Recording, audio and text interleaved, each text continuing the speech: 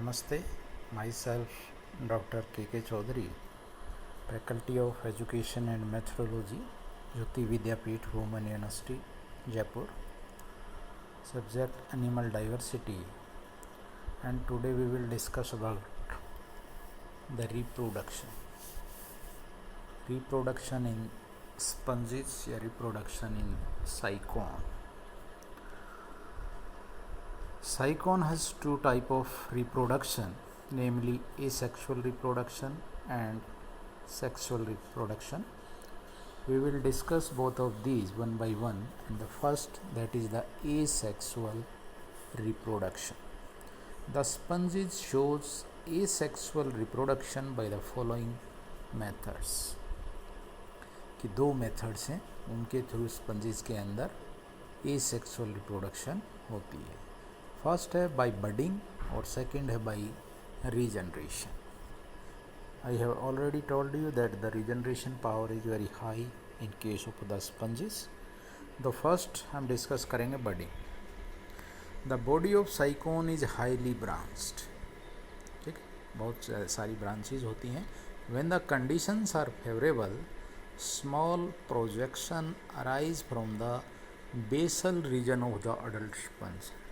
कि जब favourable conditions होती हैं, ठीक है, तो जो छोटी छोटी प्रोड्यूबरेंसीज गांठ सी उसमें से निकलती हैं, जो बेसल रीजन है अडल्ट स्पंजीज का, वहाँ से a small projection grow and develop into a small bud. तो जो छोटी प्रोजेक्शन है वो किस में बढ़ेगी एंड डेवलप इनटू छोटा सा बड बन जाएगा. After some time the bud separate from the body of the parents. और थोड़े टाइम के बाद क्या है कि वही बड पेरेंट्स की बॉडी से अलग हो जाएगा. And when it come in the contact with the substratum, it attach to the substratum and develop into an independent sycon. Understand कि जब ये बर्ड वहाँ से ब्रेकडाउन होगा, ब्रेकडाउन होकर के मूव करेगा दूसरी जगह पे, जब ये सबस्ट्रेटम के कांटेक्ट में आएगा तो वहीं पर अटैच हो जाएगा और वहीं पे अटैच होकर के इसकी डेवलपमेंट स्टार्ट हो जाएगी.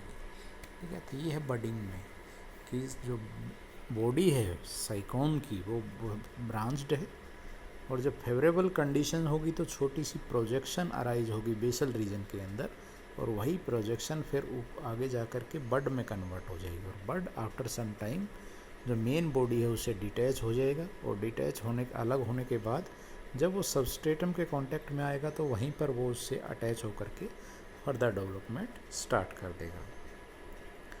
Second is the regeneration. Cycone shows the power of regeneration to a remarkable extent. By accident, the sponge body become cut into pieces. Each piece develop into a young and complete sponge. This process is called regeneration. We have already discussed that the sponge have the high power of regeneration.